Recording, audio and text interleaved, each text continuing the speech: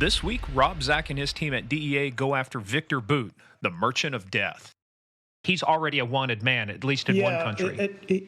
He was, but then the question is, do the folks that have it lodged still want to enforce it? Will they actually prosecute him? So a red notice, for lack of a better term, is like an international arrest warrant. You're basically putting the rest of the world on notice. And there's a couple different ways to do it. You can have a red notice that goes out blanket to everybody, or you can do what's called a diffusion, which is much more country specific. So instead of telling the whole world, you might know, let's say you had intel that someone was going to travel to a specific country. You might only want to deal with one country to take away the risk of compromise.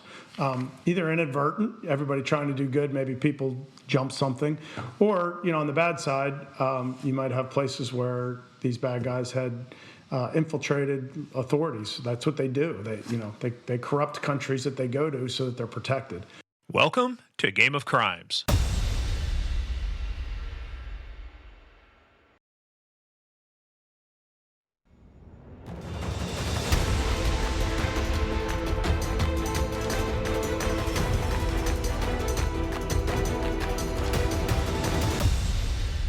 Hey everybody, welcome back. This is Animal Control Week. Well, first of all, welcome back to Game of Crimes. I am the ultimate host on the internet with Morgan Wright, with my ultimate co-host, the man of the hour, the man moving to Florida, Steve Murphy, but call me Murph. We're just getting ready to start. My cat will not leave me alone. I got two cats, will not leave the mic alone. I'm trying to keep her from rubbing on the mic here. She's making all sorts of mic sounds. The worst part is the hair gets on the microphone filter, and it's like, Oh. Couldn't happen to a better person, I have to say. I know. Hey, well, say everybody, welcome back. Yes, we are a pet-friendly, cat-friendly podcast, the most friendliest cat-friendly podcast on the interwebs. But hey, Steve. Hey. Come on, move, cat. This is so much fun. I'm sorry. But, it just is what it is. Hey, look, first of all, real quick, some good feedback last week. Number one, just on Jeff Nice, man, a lot of people just so impressed with his story and stuff. And then the other thing is, they really liked the embedded episode. We surprised everybody with an internet first. Cool. We enjoyed it. Yeah, could you hear my cat? She enjoyed it too. Well, and so Aaron Turner, the guy who we featured on there on the embed, I just got back from Salt Lake City. He and I spoke together at a tech conference out there this week. Yeah, the slippery slope of freezing my ass off Salt Lake City. Oh, my God. It was 36 degrees out there. You're not going to know what that's like here in a minute as soon as you move to Florida. Brother, I hope I never experience that again in my life. But we met a ton of great people out there. I mean, some of these people were butt ugly rich. The general session guest speaker was the CEO of Apple. But everybody I met was just fantastic people out there. Tim really Cook nice. was out there? Yep. I didn't see him, but he didn't call me, so I didn't go. Well, you should have told me, man. I had a couple questions about the next, generation of iPhone. I could have got to you, man. You could have got up to him and said, do you know who I am?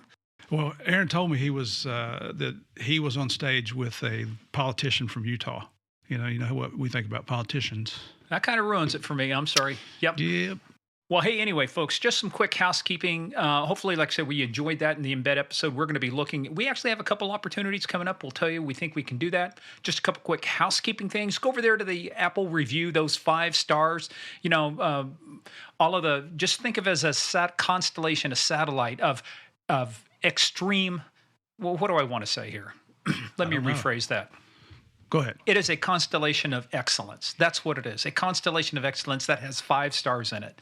Okay, wait. Where'd you steal that saying from? I just made it up. I was trying to keep my cat from hitting the microphone again, and Anyway, we're having some fun here. So anyway, just hit those 5 stars. It's magic. We don't know how it works. It's Disney. It's David Blaine. It's Copperfield. It's Harry Houdini. It's everything wrapped up into one thing. So make sure you head on over there. Give us those 5 stars. Please also head on over to our gameofcrimespodcast.com website for everything. We've got merch. We'll be talking about live events when they come up. We've got our mailing list. That's a good way to get information, outside of social media. But speaking of social media, follow us there at Game of Crimes on Twitter, Game of Crimes Podcast on Facebook, and Game of Crimes Podcast on the Instagram. But Steve, what I'm excited about is Patreon. We've got some good stuff. I actually have a great idea for our random surprise episode. Uh-oh. I won't tell everybody what it is, but it involves Loudoun County and the reason we're making the news lately. Oh, jeez. Loudoun County, Virginia. Anyway, let's not even get there, right? So, but you got to go over to Patreon. We actually had some good stuff. The Gabby Petito analysis Steve and I did actually got a lot of great feedback. We've got episode 6 of the Real Narcos talking about the real Narcos. And guess what, guys? This is the perfect time to listen to it. Why? Because season 3 of Narcos is coming out. Narcos Mexico. Narcos Mexico.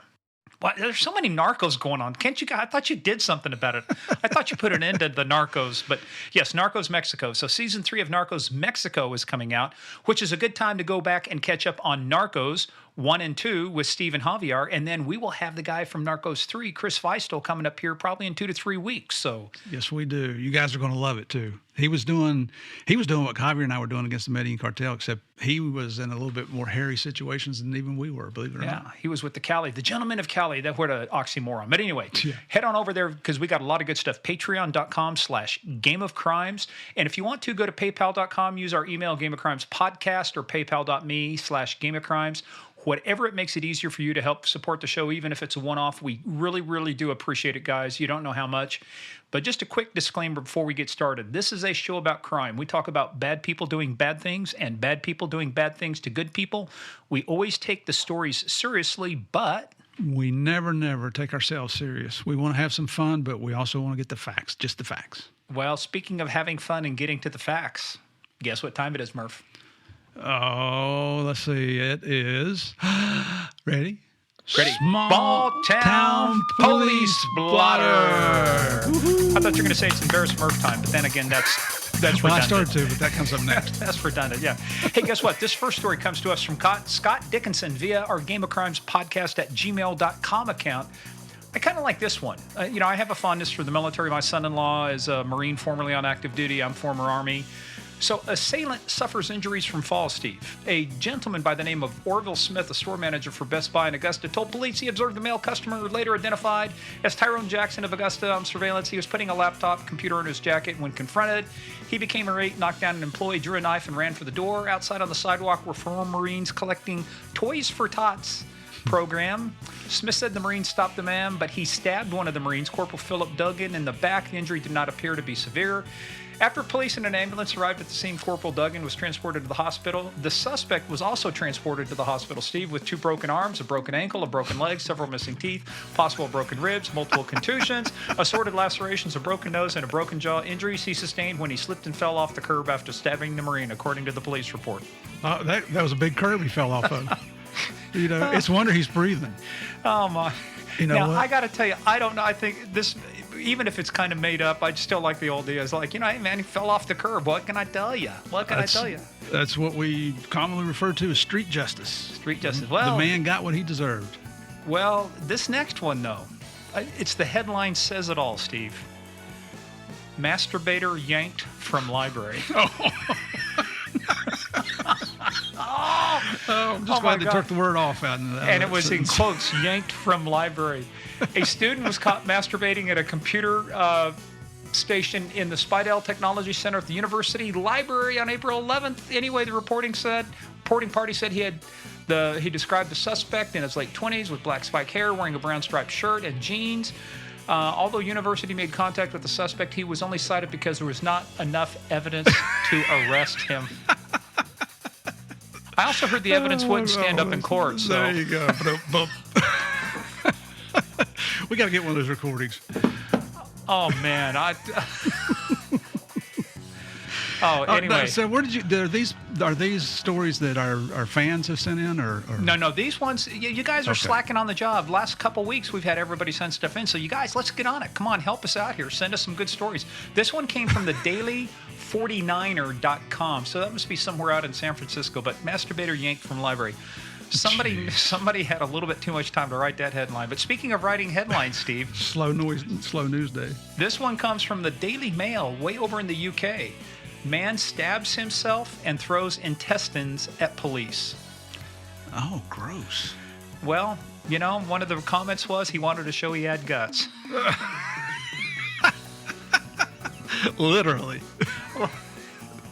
What possesses people to do this stupid stuff? Oh man, they're just nuts. Fucking not nuts. kidding. I mean, what else can you talk about? Well, let's end up with this one before we get to what year was it. This one will be a good one too. But the York Police Department, Tuesday at 9:57 a.m. And this one probably fit me a little bit earlier. Report that a kitten was acting suspicious on North Lincoln Avenue. A kitten?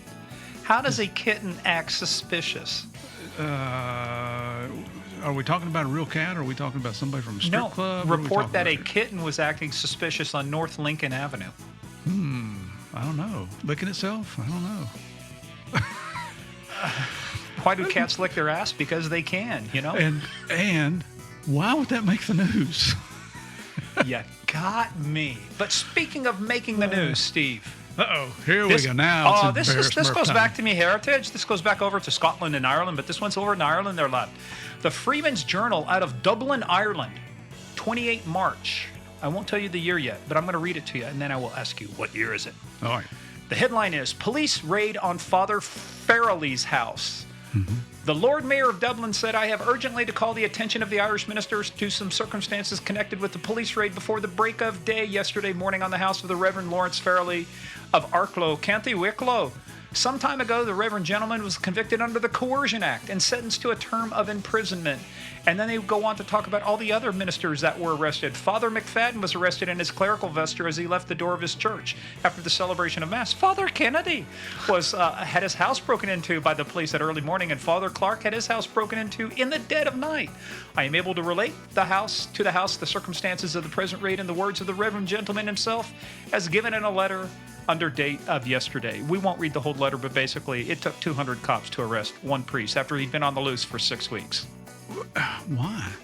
Because it's Ireland, lad. And everything takes time over there. They're busy at the pub. What can I tell you? So, Steve, the Freeman's Journal. I've met some of the members of the Guard over there. They are top-notch, the ones we met. But they weren't from this year. I guarantee you none of these guys were around during this time. So, Steve, and I kind of gave you a clue, right? So, was it 28 March? From the Freeman's Journal, Dublin, Ireland, was it March 28th, 1889, 1899, or 1879? Oh, let's make it 1901. That wasn't one of the answers. 1899. Wrong. Oh, shit. 1889. And you tried to pull a fast one. Oh, let's make it 1901. Well, let's make it 1917 and a half. I don't know. I want to know, so do you players out there think he's telling the truth when he says I'm wrong every week, or you think he's just yanking my chain? Wait a minute, you'd be in the news Murph. About yanking out of the library, huh? Here we go, Murph. You know, through the magic of what we can do on our little program right here, I am sharing my screen with you. Oh, no. So I want you to take a look at this at the window. Let's see, Chrome tab. There we go. Share. And take a look at it and see what that says right up there. March 28th, 1889. Do not show me porn during when we're recording a show. What's wrong with you, Morgan? Get that porn off my screen. Steve, if this is porn, dude, you need to get out just a little bit more. Baby, hey, you guys wouldn't believe what he just showed me on the screen here. I showed him the date, March 28th, 1889. That's why this is an audio podcast, not a video podcast. Which you have finally learned after all these times. Yes, very good. I use it when it suits my argument. You know what I mean? Yeah, just like my wife. Jesus.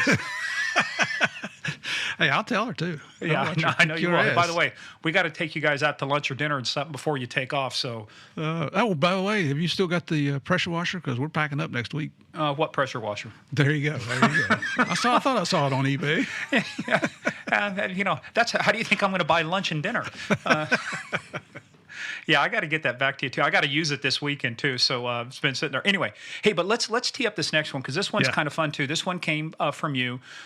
There is a problem though with this next episode, and I just want everybody to know it right up front. We can't pronounce the guy's last name. And you know what? We'll put it on the website and see if you can pronounce it. Anybody who can pronounce it gets a beer. That's it. He's known as Rob Zach. I've known this guy for years and years and years. We worked at Special Operations together in DEA back after 9/11. And he's told us his last name. I still can't pronounce it. I go have coffee with me and he tells me I can't pronounce it. So he is universally known as Zach, Rob Zach. And I'll tell you what though, but very interesting. So if any of you have ever watched one of the worst movies ever made. It's called The Merchant of Death. Lord of War, Lord of War with Nicolas Cage. He actually, that's really loosely around Viktor Bout, who was called the Merchant of Death. And, don't want to give away too much, but let's put it this way. This guy was basically on the U.S. Most Wanted list. He was number 2 on the list. Steve, who was number 1 on the list? Osama bin Laden, wasn't it? Osama bin Laden. That's how wanted this guy was. And DEA said, hold my beer. We'll go get him. Oh, you're going to love this story. And if you're going to ask me questions like that, you got to prepare me because I wasn't sure of the answer. You're not sure of any answers. 1901. I got to go study one before I take a urine. Give a urine sample. So it's going to be a test. Just let me know. And you're exactly right. And that was cool and we'll tell the story once we get the podcast rolling here. But it really was a challenge thrown at DEA by the intel community of our United States government, and our chief of operations at the time had the big pair. Just like you said, he's like, you want us to go after him? You can't get him? The Brits can't get him? Nobody else can get him? The FBI couldn't get him? Hold our case of beer. That's right. And they went and got him. By the way, he still owed a steak dinner. So we're going to get into that in the episode upcoming, aren't we? So get ready, folks. Guess what time it is? It's time to play the biggest game of all. Are you ready, Murph, to play the game of crimes? Get in, sit down, shut up, and hold on, everybody. This is one of the most exciting cases that we've interviewed so far. I think you're going to love it.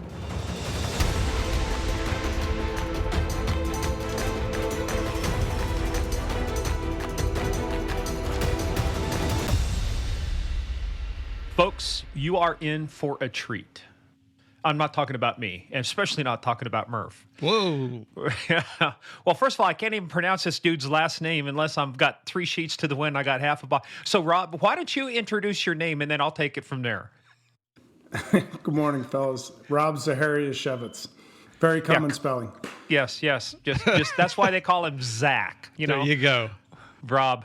So you want to be called Rob or Zach for this? You know what? I think more people probably know me as Zach than Rob, so... All right, let's go with Zach. All right, so before we get into Zach's story, this is going to be great. One of the reasons being is that we're starting to get all these stories of these cases, and one of the common threads, a lot of these cases we're talking about, they end up being either made into movies or books have been written about them and stuff because of just the wicked shit that these guys do. So what we've got, and he just punched out, as they say in the business, he just punched out just not too long ago. So we want to welcome to the show, and I'm not going to pronounce your last name, Zach. So Zach, welcome to Game of Crimes, buddy. Woohoo! Thanks for having me. I feel like I just went on the witness stand, and first thing I would always have to do is explain to the judge. The judge would always ask, how do you say your name? And I'd say, Your Honor, please feel free to just use Zach. Well, speaking of that, we do need to swear you in. So you are going to be under oath for this podcast. Because, hey, look, first of all, so, one of the things you always want to do is want to find out a little bit about you. So let's start off with this. Why the hell did you want to get into DEA? I mean, so where were you growing up at, and where did you get this crazy idea? Is that, dang, I want to become a cop. I want to become, a DEA agent. I want to whoa. travel the world. That's where all the studs want to go is DEA. What do you mean? Come on now. That's what they told me. There you go. Rule number 1, ask the military, never believe your recruiter. You lived up to it, Zach. Yeah. No, I grew up, I was born in D.C. and grew up in Maryland, but my family is originally from New York. My mom and dad met at Fordham University, and my father's roommate is my godfather, Bobby Grant, a career DEA agent, one of the best guys I've ever met in my life. I always worshiped the guy growing up. And so from an early age, he was, hearing his stories and the way I thought of him, that's something I always had in my head. So were you doing hand-to-hand candy buys in junior high and high school? There's plenty of people that didn't think I would necessarily be eligible to be a law enforcement officer. That's why they call it a thin blue line, because you could go one way or the other here, right? We definitely had my share of scrapes, but came out on the right side in the end. So I went to Villanova University on a ROTC scholarship. I served a couple of years in the military, United States Navy, and as I was coming out of the service, all the federal agencies were just getting out of a hiring freeze. They were hiring really slowly, and I didn't love the pace of things. So I went back to law school and So why law school? Had you had a desire to do that, or did you just say, "Hey, I'm bored as hell. I think I'll go to law school"? somewhere in the middle. No, I did. I had looked at it, and actually, my Uncle Bobby always kind of pushed me that that wouldn't be a bad way to go because it opens up a lot more doors for you. My dad certainly, mom and dad encouraged me, and it just kind of fell in place that way. I graduated law school in 2.5 years, and literally a week after law school, I found myself in the DEA Academy. My offer had come through. Actually, it came through. Funny story. When I first applied, when I got out of the service, I got a rejection letter back, and they said, you didn't make it, and a little crestfallen. I'm not gonna lie to you. So I actually got accepted into the Secret Service. I had these 2 older Secret Service agents who were just fantastic. Interviewed me, and they said, "Look, I know they sold you on credit card fraud and counterfeiting, but the reality is you're going to be about a mile from the president in a stairwell somewhere, counting the floor tiles just to stay awake." And it sounds like you want to do investigations. This really may not be your thing. And best advice I ever got. They were awesome for doing that. And that's how I ended up in law school. And then a month into law school, DEA came and called and said, "Okay, you're in. Let's go." And I said, "Look, I just got a rejection letter from you 2 months ago." And they said, "Yeah, when we started hiring again, the first cut." We didn't like you then, but we like you now. Yeah, pretty much. DEA, don't even ask, okay? Right. They basically said the first cut when we started hiring again was former law enforcement officers with narcotics experience. And I said, "Well, you didn't exactly explain that." So, so they were really good about letting me finish school, though. And then I came on as soon as I was done law school. Nice. Wow. So what did you focus on in law school? What was your area of focus that you want? If you'd not gotten the DEA offer, what would you have gone on and done? I probably would have tried to be a prosecutor somewhere. I focused on criminal law with secondarily with business law. So, kind of the 2 areas I was interested in. I was going to either be involved in criminal law in some form, or else I was going to go try to make my millions with a lot of friends up on Wall Street. Or like Murph said, everybody was at that point one paycheck away. You could either go, the good side, the dark side, so. Yeah, no, exactly. We're glad you ended up there. So, hey, let's talk a little bit about, too, because it's always fun to talk to people about their academy experience. So, see, you're laughing already, So, yeah. How fun was it?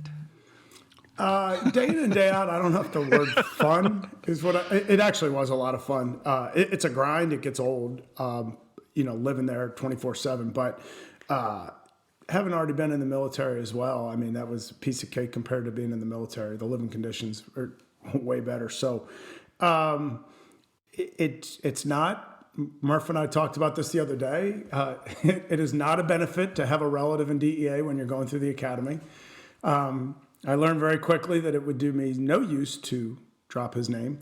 Why wait a minute? Did you try dropping his name? No, I'm joking. I didn't. I actually didn't want anyone to know. And then within the first week in the academy, we're in a class. I don't remember which class, but one of the instructors burst into the door and asked me to, quote unquote, asked me to stand up and said, you didn't tell us that you were Bobby Grant's godson. You got some explaining to do. And Write a memo. Our class coordinator was this really hardened former Army Ranger, Tim Kutza. I love the guy. Oh yeah, he's a maniac. Rangers lead the way. Never forget that. Yeah, great guy. And so, believe it or not, we actually had a minister in our class as well.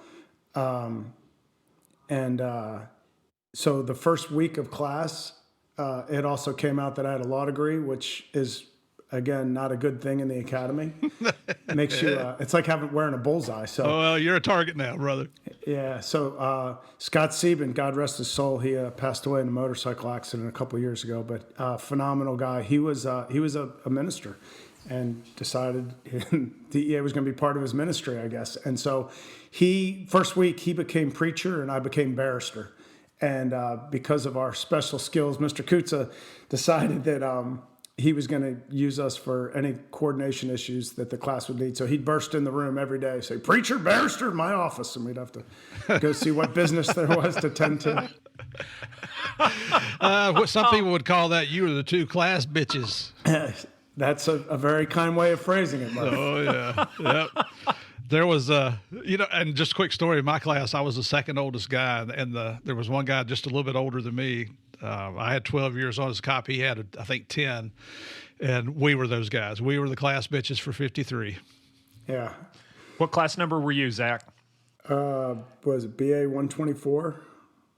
Yeah, Wow, that's a lot of 53 to 124. There was a lot of classes in between you and Murph. But of course, Murph's ancient right now. He's being propped up. And by the way, what'd you say? I can't hear you. Listen, Murph told me he's just aged well like a fine wine. Yeah, with the cork off. I'm more like a rotten grape, Maybe a raisin now. I don't know. So you're going through the academy. What was your favorite? When you look back on it now, what's the favorite thing? Was it weapons? Was it physical? Whatever. What was your favorite thing about the academy you remember? Wow, it's a tough question. Look, it was always fun being out on the range. I was never a huge gun guy, and even through my whole career, I wasn't. Well, hell no, you came out of the Navy. You guys just fired missiles and had submarines. You didn't have to get your hands dirty. Yeah, exactly. We were there to taxi around the Marine Corps. And the Marines, don't be. The Marines will tell you that. That's what every Marine I ever met was kind enough to tell me. Thanks for the boat taxi. Yeah. Look, the range was fun. Getting paid to go out and work out and shoot and do all that fun stuff was good. The classroom time would wear you down after a while because there'd be hours of it. Just the overall experience. I mean, it's you do quickly get that idea of the camaraderie that you're going to have in law enforcement. So, you're all in it together and you just dig through it. And a lot of friends to this day, I keep up with at least probably 10 guys out of my academy class. So it's good. Did you graduate number one in any category at the academy? Come on, you're fresh out of law school. You ought to have the academic part down. Yeah, I think I did pretty good in the academics. I was not a sharpshooter, I'll tell you that. Yeah. Look, qualified enough to carry a gun, so if there's anybody, I got to be careful. This could be recorded. I might have liability out there. I did all right with the books. There was nothing. I think I just kind of got through. I was one of only 4 guys in my academy class to not get one of their top 3 picks of where to go. So the way it works is when I was going through, there's 50 of us roughly, and they had 50 openings that they put before the class, and you got to put your top 3 choices out of those 50. And I was one of only 4 guys that got none of their 3 choices. I think I put Miami, Houston, and Tampa. Well, fairness, all super nice spots everyone wants to go to. I had zero desire to go to New York. Best thing that ever happened to me, but I got sent there, I think largely because at the time I was single. I had family from New York. There's an idea that like they don't necessarily want to send guys from Mississippi to New York because they might stick out a little bit. Hey, what are you trying to say about us Southern boys now? Be careful. Be careful. I love you, Murph, but I'm not going to fit in. Yeah, like Murph didn't stick out down in Columbia either. So, well, when I go to New York and meet with the DEA guys, I tell them every one of you guys got a freaking accent, man. Can you talk Southern or something? Talk English, I don't care. But hey, did you not lose anybody out of your class? All 50 graduated? No. God, you're making me think today. You promised you wouldn't do that, Murph. We had the guy that actually came in number one in our class ended up, no, he didn't come in number 1, but he came in the top 3. He ended up leaving DEA shortly after going back to the Mississippi Bureau of Narcotics. A couple other guys, I think decided it wasn't their thing. Look, the moving around, everybody goes in and then thinks they'll get what they want, and then next thing you know, they got to move. And some guys say, "Well, I didn't really think I'd have to." Yeah. So, but nobody washed out of the academy during the academy?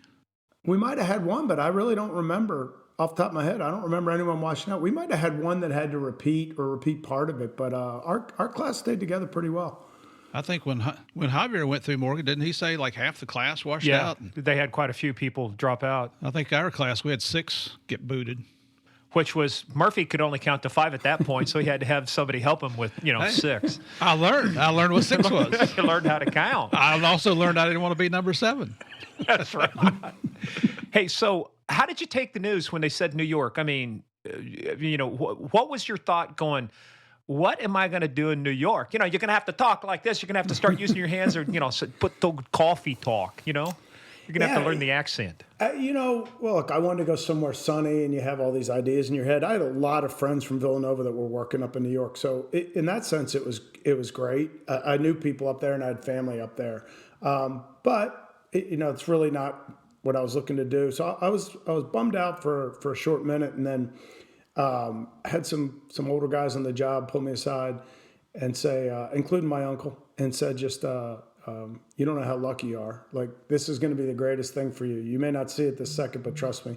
And they were 100% dead right. I mean, there's something in DEA they call the New York Mafia, and it's alive and well. And those guys all just take care of each other, and you learn every part of the job. I was in New York, I want to say 2 weeks maximum, and we hit 1,100 kilos in a stash house, cocaine. So when you hear a seizure of that size in the United States, it's usually sitting in a tractor trailer somewhere. It had already we had a wiretap up, and it had literally made it into town. It was in Queens, and we're out on surveillance, and we got the right guy, followed him to the house. Somebody grabbed the guy, got the keys to the house from him, went in, looked everywhere. They couldn't find it, couldn't find anything, and we knew from the wiretap it had to be in this house. And looking, and finally one of my partners, Mike Barbudi's, looking around, gets frustrated. He's in a bedroom, and he kind of plops down on the double bed, and it's hard as a rock. And he said, "What the hell?" He pulled up the comforter, and the bed was made of bricks of cocaine. That's how they were hiding them in the stash house. I want to find that furniture store. Oh yeah, it's crazy, right? And so I mean, I can't even. I'm not good enough at math to give you the calculation of the street value. I think at the time, cocaine was probably $30,000 a kilo in New York, somewhere in that ballpark. So you do the math. I mean, it was unbelievable seizure. Buttload of money. Yeah. So you're sitting, you're going, this bed feels a little lumpy. It's not the water bed I thought it was. Now you got 1,100 kilos of coke. And so you're sitting there, did you finally go, okay, maybe New York's not so bad. Maybe I could make something out of this? Yeah, I mean, that's when you realize that kind of work doesn't just happen everywhere. I mean, look, there's other great cities. There's a lot going on in LA and Miami. But I mean, you did realize that anybody that did time in New York, and that is said that way on purpose. Yeah, I mean, there is a dual meaning. It's tough. It's expensive as heck, when you're on a government paycheck. So everybody's watching all of these movies, Scarface, whatever, and they're thinking kilos. But what was it really like to see 1,100 kilos of coke for that first time? I mean, it's like Murph was talking. We were joking. His biggest bust before he got on DEA was 2 ounces, and then on one of his first operations, they did 400 kilos. And he's going, I didn't think there was 400 kilos of coke in the world. So when you see 1,100, how does that register? I'm not even sure I know how to put it into words. I mean, it was, and until I went to the academy, I'd never even seen cocaine, period. And then just seeing this in front of you, and we had to box it up. I mean, we had to package it up and get it out of there, which took literally hours. I think we had to, I forget how we transported it. I think we might have had to rent a U-Haul truck or something to get it out of there. And just think about the undertaking that some bad guys got it in there in the cover of night, in a tractor trailer. It's pretty amazing the way that business is conducted. And but here's the flip side. I spent the next 4 years in New York waiting for it to happen again. I mean, you don't realize. I was spoiled really young because you don't realize, and that's as time goes on, you start to realize what an undertaking it really was to have done that. So you kind of, so 1,100, it's like you're thinking, the next one's going to be 2,000, then 5,000. So, but that was like the pinnacle of your dope seizures in New York? Yeah, I mean, we had multi-hundred kilo seizures, but anything, once you get, even in New York, once you got over 100 kilos, you'd made a big seizure. So, yeah, and not too long, by the time I was leaving New York, the trend was already going. The Mexicans were already getting to where they didn't want to send up shipments that big because it just didn't want to take the chance of losing it all at once. The risk, yeah. So, the counter group would be the last wiretap I did before leaving this group, we called it Operation Cadillac because they used a certain type of Cadillac that had a natural void built into the chassis where they could fit 25 kilos up and $500,000 back every time. And that's what they just did every week and drew a lot less attention. Risk, yeah. And they had been doing it for a couple of years by the time we finally hit them. So, you could see that. But if you extrapolate the numbers out over the course of a year, they were moving over 1,000 kilos of dope. Man, well, and then that goes back to, a lot of people, and this is the inside baseball. This is why this podcast is so great, because we give you inside information. But I remember, too, working with a lot of the state troopers and the patrol when they started doing interdiction, they would start building these concealment databases, where all the traps or the concealment's on there. And there was a really neat tool I think it was the Ohio State Patrol had, because a lot of them would have magnetic locks or something that would open up panels or get you access to stuff. So they had this thing called the bypass tool. And it was pretty cool. You could run it, and it would find the magnetic locks. And some of them you wouldn't even notice it. It'd be like two little rivets on an air vent, and you had to take a penny and close the circuit to pop it open. And it's exactly. You give them enough time, they will figure. Well, when we had George Young on there, and he was talking about moving all of his hundreds of pounds of marijuana, he found a guy that was just a marvelous mechanic, and they created what was it, Steve? Hydraulic lifts for an RV. I mean, they actually lifted the RV up. Yeah, no. When I was in New York, we actually flipped a guy that ran a trap shop. He worked at I guess it was an auto repair shop of some sort, but he ran a trap business, and there were guys all up and down the East Coast were going to him to have. And one of the big things that he would do is fish tank stands. You got Smurf knows, you go into like a lot of drug dens, they like to have their big fish tank with all their fancy tropical fish, and he'd have like hydraulic or electronically operated hidden compartments in fish tank. Anything you could imagine, he'd build a trap into. There's an interesting point, I guess, for listeners who are not familiar with narcotics investigations. There's a whole peripheral group of businesses that kind of surround narcotics trafficking and money laundering. And there's a perfect example. There's two, one with hidden compartments in vehicles, other hidden compartments in the house. People they may never touch the dope, but they're certainly facilitating narcotics transportation and the hiding of the product and the cash as well. Oh, yeah. The same guys that you always say, God, if they just put incredibly talented, if you just put that to something positive, you could have. It is capitalism, comrades. It's all good, all good. Well, hey, so how long were you in New York? I was in New York 5 years, and then in 2002, 2003, in the shadows of the World Trade Center having come down, DEA started some specialized group, international group. Well, let's stop there for a second. Yeah. You can't throw something like that out. We got to roll back. Were you in New York on 9/11? Yeah, I was. So let's dive into that. Where were you at? What was going on when this all started going down? Well, ironically, that on 9/11 itself, that day we had DEA had a charity golf tournament scheduled on Long Island, and I was had an apartment up on the Upper East Side with my now wife, Stephanie, and we were. I was just leaving the house, and the first plane hit. I was about to run down to the DEA office, meet up with another guy, and then head out to the golf tournament. And the first one, it was off.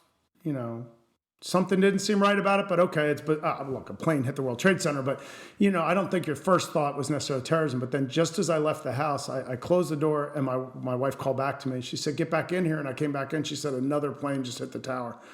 And that's when you just knew Armageddon was here. And I just remember driving down to the office, which is about, with New York traffic, 20, 30 minutes down to the lower part of town. And where was your office in relation to the Trade Center? So New York office is in Chelsea. So it's, just a mile or two north, if that. Short trip down. I mean, the Trade Center is right by the Southern District of New York, the United States Attorney's Office, where we took most of our cases. And in fact, my wife we had just moved in together in that June. So 3 months prior, she lived 5 blocks from 9/0 until then. So she would have been evacuated out. I had been in the Trade Center for a physical. They had doctor's offices in there. I think one or 2 days prior, maybe just a few days prior. And then just through the course of the day, I mean, next thing you know, you see fighter jets are circling Manhattan and the Combat Air Patrol and what they call CAP, And I was in the Reagan building that morning. We're supposed to be in the Pentagon, switch meetings.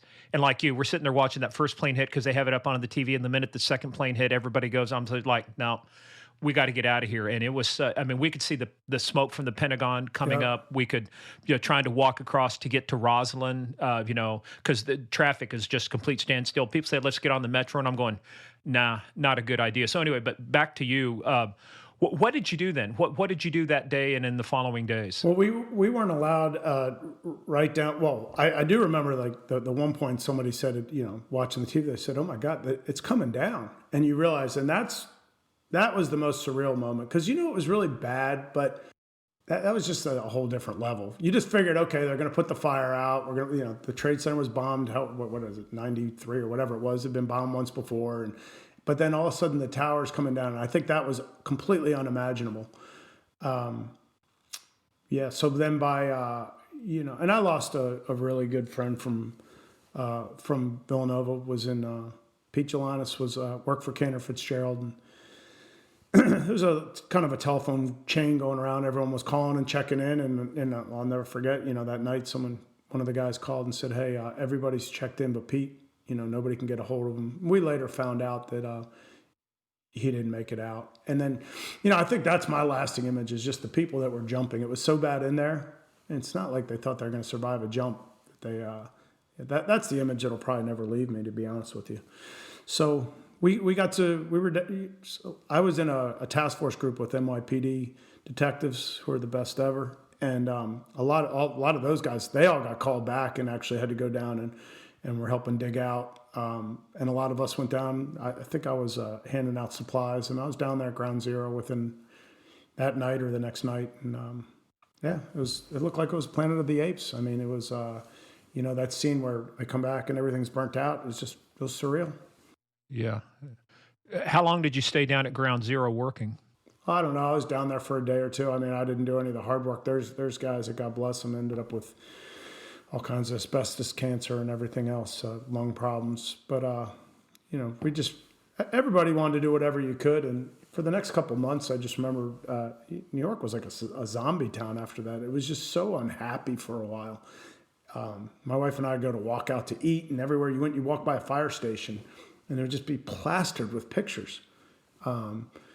And there was pictures people would put up of loved ones, and this is weeks after, saying, if you see this person, please call, just trying to hold on to some kind of hope when it was clear at that point that nobody could have made it out. Yeah, at that point, again, like you say, they're holding on hope. And I know some folks who worked on recovery, and I know Murph, you probably, know some folks too. It's like that just to be there, it's hallowed ground. To me, it's like visiting a national cemetery, or the USS Arizona. That's hallowed ground.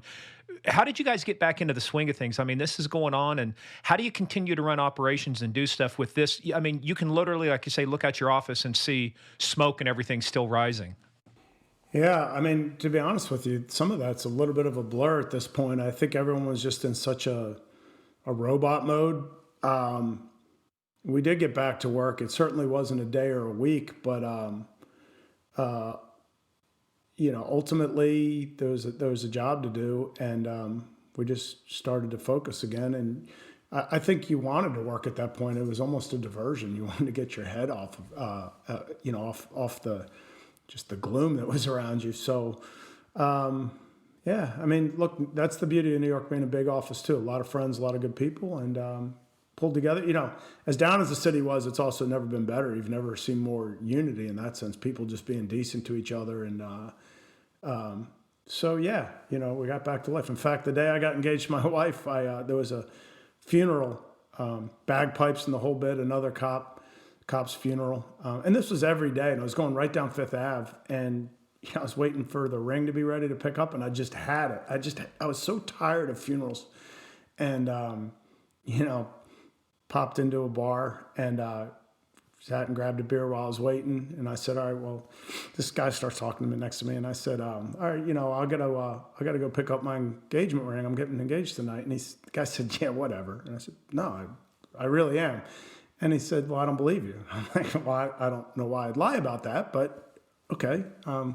So he said, "All right, listen, you go pick that ring up and you come back in here. I've got an account at 5 of the best restaurants in the area. And if you're for real and you show me the ring when you come back, your engagement dinner with your fiance is on me tonight." I said, all right, I'm telling you, I'll be back and whatever. I went to pick up the ring. It took about a half hour. I came back in, and it was like a scene out of a movie. It was like the Cheers bar. When I walked in, the whole place erupted, and money started getting handed out back and forth. Everyone had taken bets in the bar as to whether I was still real or not. And, yeah, New York is back to business. Yeah, yeah. But this guy was awesome. He came from a family of cops. He was a man of their word, and he walked me out, took me to this nice Italian restaurant, put his card down, told the maitre d' who he knew that my money was no good in there, and it's one of the best nights of mine and Stephanie's life. So, wow. Did you stay in touch with that guy? No, he wouldn't. He wouldn't even give me his name. He just said it wouldn't.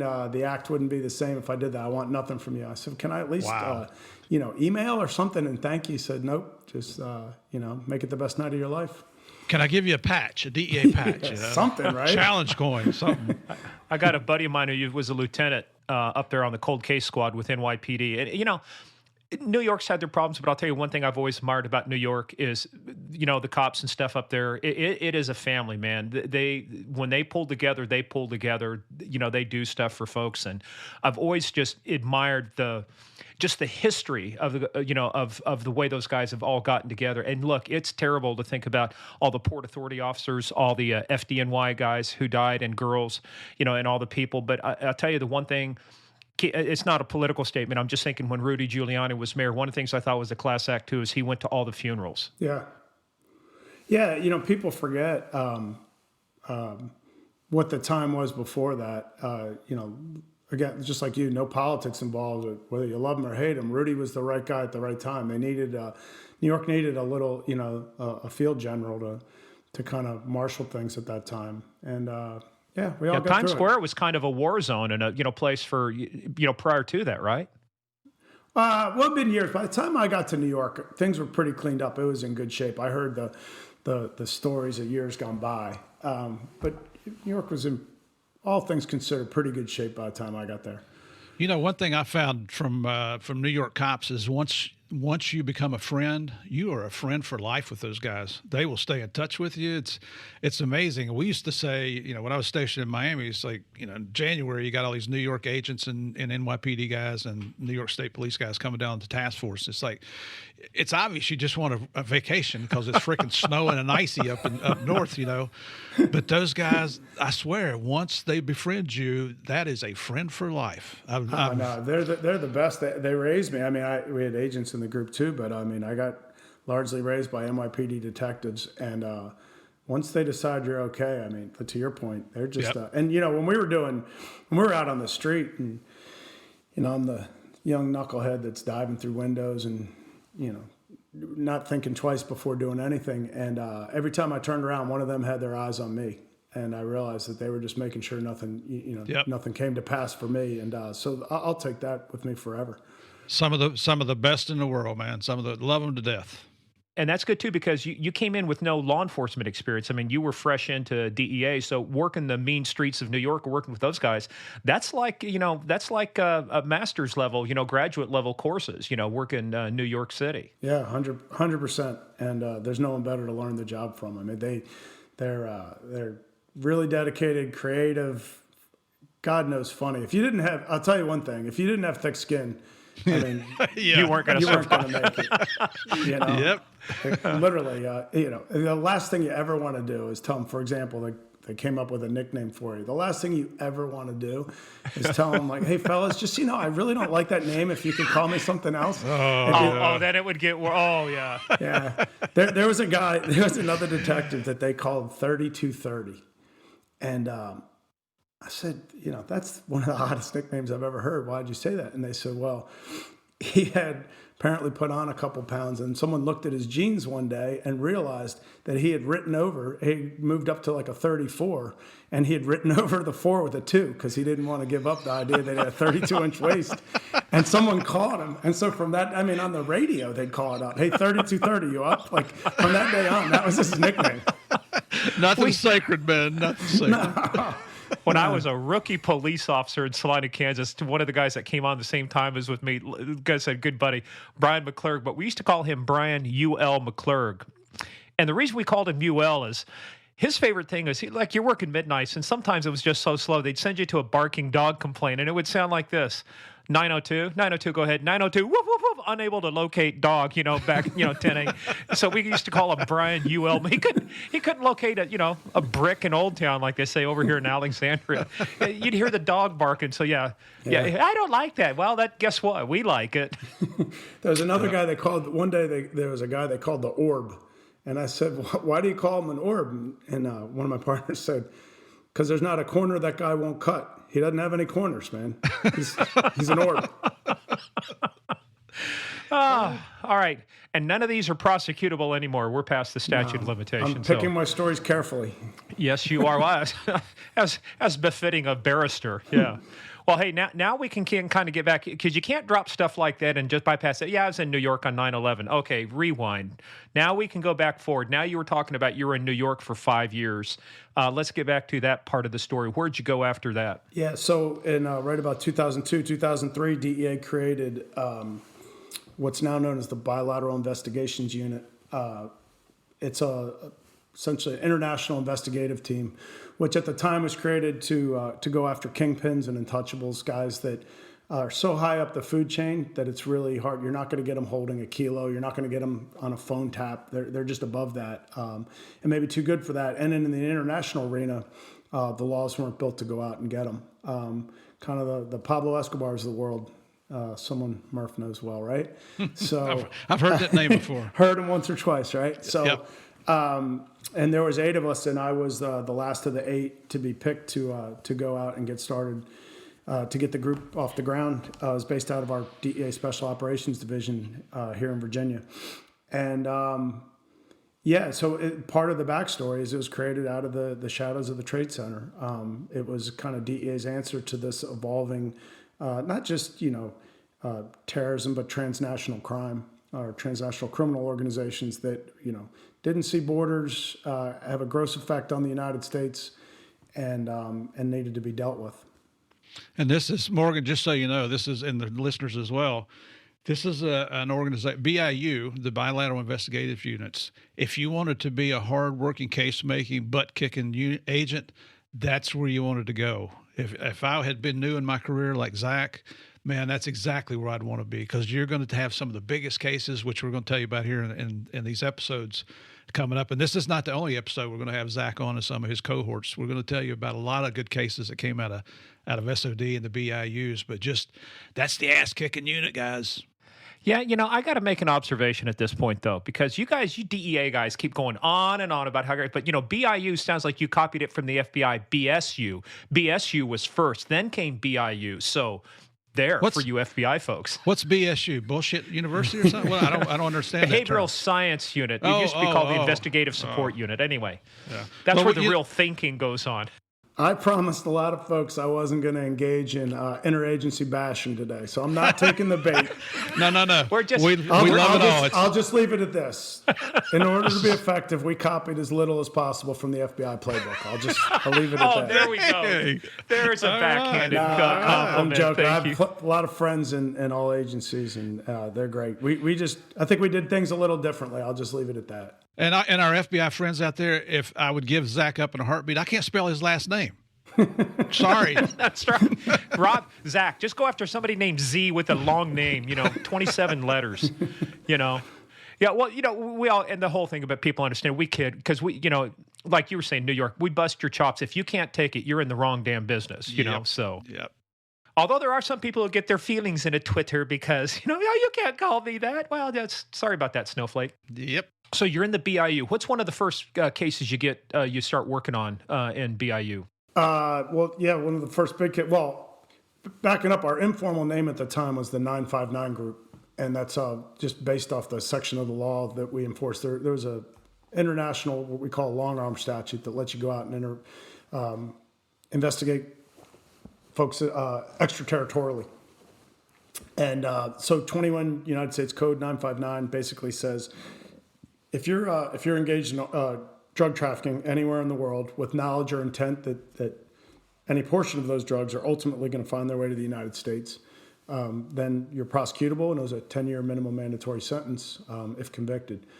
And then after a few years, in 2006, I believe it was Congressman Hyde sponsored legislation that became known as 21 USC 960A, which is a narco-terrorism law, which says if you're trafficking drugs and giving pecuniary financial support to a terrorist organization, either an actual listed terrorist organization or a group that acts like a terrorist organization, same idea. You can be prosecuted in a U.S. court of law, and in that instance, it was a Hey, for 20-year Murph's minimum benefit, would you mandatory. tell him what pecuniary means? You're reading my mind, brother. Is that like penicillin, or is that helps you with your zits? Yeah. What is that? Well, I said or financial, and I held up a dollar sign for him. So. I am a visual person. Yeah. Hey, well, but that's interesting you mentioned that too, because we started seeing this nexus between drugs and terrorism because, for example, the Taliban, some of those folks, what was their favorite crop to grow to turn into hard cash, Yeah, no, that's exactly it. And so, look, No, in that the was a beginning, question. we just That had the wasn't a 9-5 rhetorical mandate. question. You're supposed to answer that, Zach. What was the cash crop that they made? I thought it was rhetorical. It was opium. It was heroin. What is opium, poppy. Alex, for $200? Yes. Yeah, no, it is. Listen, that's how the Taliban funded itself and continues to fund itself today is through heroin trafficking. So, and I think those are a lot of the thoughts that went into the group being created.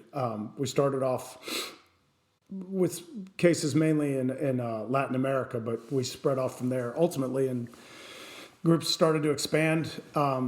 And the focus really became, more than just kingpins. It was kingpins, narco-terrorism, terrorism supported by narcotics trafficking, and really high-level foreign government corruption that's either directly facilitating this or at worst turning a blind eye and allowing it to happen. Because this kind of leads into the whole discussion we're going to have about Viktor Bout here in just a minute. But before we do, let's start setting the stage, because now you're getting close, right, to the point of where Viktor starts becoming your case, right? You're getting pretty close at this point. Yeah, well, you asked what the first big case was, so that was kind of the lead up, explaining how we were set up. We did a case on the FARC in Colombia, and the main trafficker that we were investigating was a guy named that they called Boyaco. His real name was Jose Maria Corredor Ibagüe, but for short, everyone called him Boyaco or Chepe Boyaco, and he was a really large arms and cocaine trafficker that was sponsored and given license by the FARC to operate in a certain territory in Colombia. And for the folks listening too, so FARC, there's the Spanish version, but it's the Armed Revolutionary Forces of Colombia. I mean, it's the longest running, right, Steve? The longest running civil war Yes, down it is. there. Coming up on 60 years. So, I mean, these are bad people because they're kidnapping Americans, they're kidnapping everybody else hostage. The whole works, right? Yeah, perfect segue. Boyaco actually worked for a guy that they called Comandante Cesar. I believe his name was Gerardo Aguilar. He was the FARC's first front commander, controlled a huge territory. And he, in fact, was the person that was responsible for holding 3 United States citizens, former contract employees of the United States government that had been shot down doing some reconnaissance flights in Colombia. And they were held for several years. And Boyaco worked directly for the commander that, in fact, he was one of only 2 traffickers given license to operate in Cesar's territory. So this is getting serious. So from this, you say, so that's kind of the preface to what we're going to be talking about. So were there other cases you were working on before Viktor Bout starts getting on your radar? Because before we talk about Viktor, I want to set the stage in some of these areas like Africa, but what other things were going on at that time? Our group was... like everyone in the world was trying to look at some of the higher ups of the Sinaloa cartel. Everybody knows who Chapo is, but as well as his partner, Ismael Zambada. Our group did a case, Lou Milion put together, I believe it was the first international RICO charge, racketeering. Influence corrupt organization. I can't believe I'm having to tell the lawyer from DEA that. Well, I didn't know if we're going to go complete legal term. I was going to try to explain it, but it's the statutes that were used to take down the mafia domestically. Lou did a RICO case with the Southern District of New York on the Norte Valle cartel, and which was the successor to the Cali And cartel. just before you go any further, just so tell everybody who Lou is. He's a hero in his own right and a movie star. I won't go into that, but Lou was the supervisor well, Lou was originally, when he did the Norte Valle cartel, was my partner in the BIU. Ultimately, he became the group supervisor and then later the assistant special agent in charge over the BIU. And then rose up again. He became the head of diversion for DEA, which is one of the top positions in the agency. And now he's out in the private sector doing great things. So he's one hell of an investigator, extremely intelligent. Yeah. Well, and to your point, Morgan, Lou also was one of the guys that helped spearhead a case on another arms trafficker named Manzur Alcazar. Manzur resided in Spain, had been in the business, the arms business and the drug business back in the day, but largely the arms business for ages, and was actually responsible in part for the arms on the Achille Lauro cruise ship back in the 80s, mid-80s, where United States citizen Leon Klinghoffer was executed in his wheelchair and thrown overboard in the Mediterranean Sea. That was one of that was probably the case that really got us on the map, made people kind of look at us a little differently. Because everybody had been looking for this guy, right? If I read my notes right, they'd been looking for him for almost 3 decades, trying to catch him. Who's that, Manzur? Yeah. He'd had a long history of folks going after him. Not just the U.S. too. We're talking probably Israel or the U.K. You know, I mean, he's got to be popular with some other countries too. Yeah, like a lot of these arms guys, like Viktor, who we'll talk about, he fueled a lot of civil wars. He put heavy weaponry in the hands of a lot of really bad folks, so terrorist organizations on down, and a little bit of luck, a lot of hard work, and we were able to infiltrate them. And Lou, John Archer, a couple other really just phenomenal agents, Wim Brown, were able to orchestrate a sting on Manzur, and ultimately we got extradited him here from Spain, and he was convicted at trial for conspiracy to traffic in surface air missiles, among other charges, which carried a 25-year minimum mandatory, and ultimately was sentenced to 30 years in prison. And just so our listeners know, that's a future episode we plan to have here on Game of Crimes. You mentioned sting, and we talked about this in the pre-call. The United States love doing stings, but not so in other countries and in other places, Zach. So there were some areas of the world, and rightly so, that we talked about that had an aversion to stings. Let's talk about that a little bit, because that does impact some of what we're going to be talking about here shortly. Yeah. A lot of the world, Western Europe, for example, has a very different attitude just off the use of informants, period. They call it agent provocateur, and they don't like the idea of these undercover operations. They look at some of it as entrapment, which it clearly isn't. If done properly, it is not entrapment, at least under U.S. law in any way, shape, or form. But, without getting too deep, some of that concern in Western Europe goes all the way back to World War II and the Gestapo, secret police, the idea of neighbors ratting each other out, and overreach by the government. So it's very understandable how they got there. Yeah, well, you talked about how tough it was to even get records. I remember too is and the historical analogy is the Vichy government back in France during that time was collaborating with the Germans, and telephone records were a huge way to track down people. And you talk about now trying to get records out of Germany or France and stuff. It's tough, and if you do get it, there's not a whole lot of information there, is there?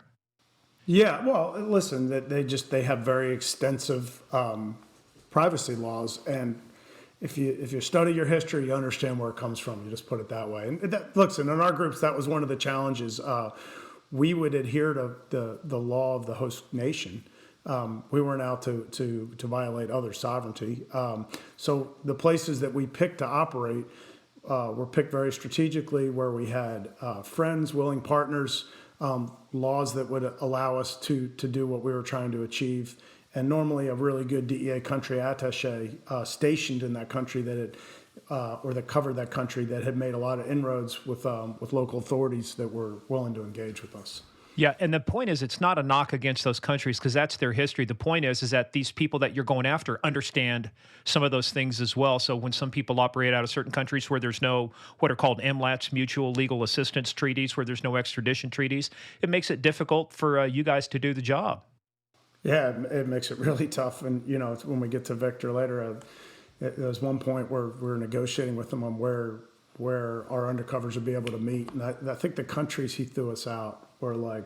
Moldova and... Yeah, no, exactly. It was like Moldova, Montenegro, Nicaragua, Cuba, and I don't even think Venezuela, maybe Venezuela. But they were all off the table. They were all, mostly leftist aligned, former communist states where we just weren't going to be able to operate. So these guys know what they're doing. Yeah. Well, so let's talk about now getting into Viktor Bout. And before we even talk about what this actually started getting onto the radar around 2000 with Alan Bain out of the British government. But before that, I mean, we want to kind of set the context, and I did some research, and I know you know about this too, but really since World War II, it was the conflict down in the Congo and in Africa. I mean, 5 million people died in this conflict. Some of these groups, it was called the Second Congo War, the Great War of Africa, from August of 98 to July of 2003. 5 million people died. You've got Charles Taylor from Liberia. You've got the Revolutionary United Front. I mean, how much of this did you know about while you were there in New York? Did any of this register with you that this was going to become important for your case with Viktor Bout at that time? Yeah, I consider myself relatively well read. I read about some of the conflicts. Obviously, I knew a little bit about that. I really didn't know anything about Viktor. At the conclusion of the Boyako case that we discussed before, he was both a gun runner and a cocaine trafficker. We received some reporting that he had been engaged in a surface-to-air missile deal with a guy named Ali Hijazi out of Venezuela, who was utilizing quote-unquote Viktor Bout Airlines out of Aruba to do this deal. And that was actually the second time Bout's name had come up to me in about a month. I'd been working a case in Western Europe with a close friend, Chris Urban, and some other folks had indicated that during the course of our money laundering case that this name Viktor Bout had come up through the purchase of an aircraft. Illicit proceeds were used to purchase an aircraft, or the money launderers were involved in that.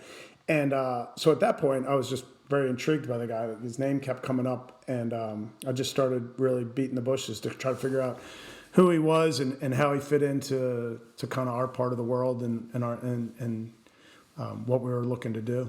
Yeah, because that goes back to Alan Bain. Like I said, this was January of 2000, and he gets up in front of the British Parliament, and that was the first time they come up with the name Merchant of Death. I mean, it was just, it's a speech, but what was so amazing about that is that you had the UN out there, not that I'm a huge believer that the UN, but from an investigative standpoint, they collected a lot of information, which became very important that was used. But it was clear, at least in 2000, to the UN or some other people, this guy was facilitating a lot of the arms trafficking, and whether directly or indirectly, you can say people were dying because of the guns and ammunition and weapons that he was delivering to places like Angola, Rwanda, the Congo, Sudan, Uganda, Sierra Leone, Liberia, all of these conflict places. But we were consumed, obviously, after post 9/11 with Iraq and Afghanistan. So I think a lot of this kind of flew under the radar, didn't it? I'm not sure it flew under the radar for maybe for the average folks like me out there, but I think that there's a lot of good, hard, dedicated people that had looked at him and his name was coming up over and over. There was a great deal of interest. I know that other agencies in the U.S. had looked at him and I think tried to reach out and touch him for years. Look, he was fueling both sides of civil wars throughout Africa, not just one place either. He was Charles Taylor's personal arms guy. A lot of reporting that he was fueling both sides of the Afghani war. He was supplying both the Taliban and the Northern Alliance. And there's a pretty famous, well-reported story of how he actually was detained for an extended period of time in Afghanistan for that.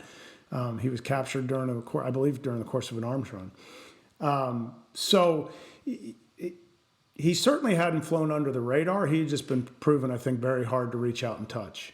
He had a lot of near misses, but he had... No, and I didn't mean he had flown under the radar, but I meant in terms of like these conflicts in Africa that the news was reporting on, right? They were talking about... And so in people's mind perception, they don't hear a lot about what's going on, even though far and away, 5 million people dying, biggest loss of life since World War II. And that's what I'm saying from a perception standpoint. Oh, yeah. I think a lot of people didn't realize that this was going on.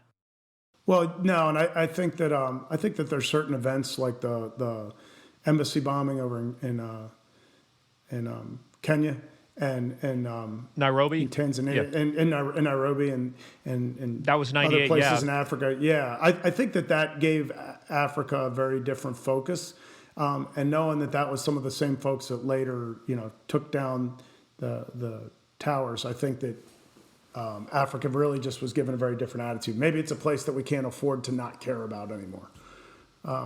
Which, again, to your point, if you study the history, there's so much, there's a lot of sadness and a lot of really just horrible acts that have been committed there that the world maybe should have cared a little more about.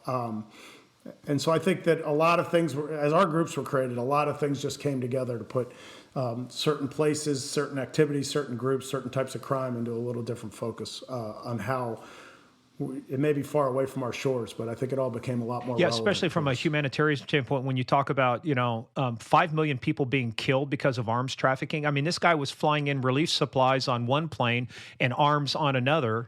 Viktor, and he's like you say, he's dealing every side. I mean, if there's 10 sides to a coin, he's making money on it. Again, it goes back to your point earlier, like the traps people, all these, you got these business skills. Why are you doing this? But before I get ahead of myself, let's kind of talk about, now you've got 959, you've got 960A, you've got the BIU, you've got all of these things in place, which, like you say, kind of comes together. And this really kind of, you're hearing Viktor's name. So it's not the first time you've heard Viktor's name. But then in 2007, this is kind of when it all starts coming together, right? I mean, your boss is in a meeting with the National Security Council, the NSC, Juan Zarate, President Bush's deputy counterterrorism advisor. So it's kind of set the stage for us. How does it come about that what's eventually known as Operation Relentless comes into being? Well, the story that you're relating, and I'm trying to be cautious on dropping names, and you're making it a piece of cake for me. So well, this is right all, off the bat, I'll say thank you, Morgan. Have you heard of a thing called the internet, Zach? And it's in a book and a movie. I'm with you. I know a lot of this is out there. Just joking. The pretty famous story that, like a lot of famous stories, is true, but doesn't quite tell the whole story. We were tasked, I believe it was a meeting about one of the other cases, Monzer, and a statement to the effect of, if you really want to do something for your country, go after this guy Viktor Bout, which absolutely happened. The way the story gets told, the answer was, we'll get it done, and we did. But the reality is, I'd already opened a case on him. That had been open for a few months based on what the information I told you before, that we'd learned that Boyako had been engaged or attempting to engage in a arms deal with him. So I actually think that story's even better, where the word comes out and said, yeah, we're already working on it. That's the way I like to tell it. So, but interestingly enough, you say it's an arms deal. Why is the DEA interested in a guy who's moving arms? I mean, is he tangentially involved in drugs, or And I'm not saying this to be offensive. I'm just saying, you think of all the people. Why is DEA involved in tracking down arms trafficking? You think that might be a CIA, an ATF, an FBI type of thing?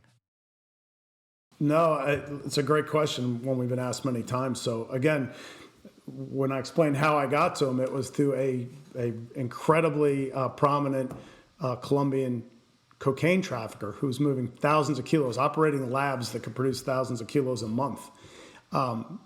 Who also was supplying the FARC, the Colombian revolutionaries, with heavy arms that were being used to kill, unbelievable numbers of people in Colombia, and it had actually affected United States citizens. Bombings caused great instability throughout South America. And so this is where you see part of why the groups were formed. This is where, I think really where the term narco-terrorism started to come together. You have drugs meeting guns, meeting terrorist acts, meeting terrorist organizations. And so one might say, why are you guys looking at this? I think the answer is because you can't separate any of it out. Some folks would say, you're out of your lane.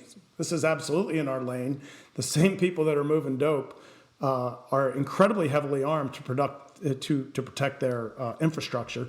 And these are the people that are arming them. So you can't separate it out. Really, they're, in that sense, they're part of one, large Not conspiracy. to mention their FARC's providing security on the cocaine labs in Colombia. So they're directly involved. Yeah, 100%. And quite frankly, in a lot of these cases, that's what a lot of the negotiations with the undercovers revolved around. Like, look, we're looking to continue to become heavily armed to protect our drug trafficking. Yeah, so when they threw down the gauntlet for you, they also threw down a potential reward. What was the reward that Juan Zarate was going to provide the DEA if, and he was kind of saying if you captured Viktor Bout? Well, I'll open by saying I wasn't personally sitting there, so I was told secondhand. So Juan, if you're listening, I'm not trying to hang you out to dry, but there was supposed to be a steak dinner. We were told that there would be a steak dinner if we pulled this off. Yeah. Spoiler alert: Viktor is caught. We'll get to that in a minute. But the bigger question is: have you had a good steak lately? I haven't. I hope to have one with Juan someday. But look, I can't promise you that others didn't. So maybe the debt's been You settled. weren't in the circle. Yeah, you weren't in the circle. He welched on his bet there, huh? But I got to tell you now. Say again, I'm not saying that.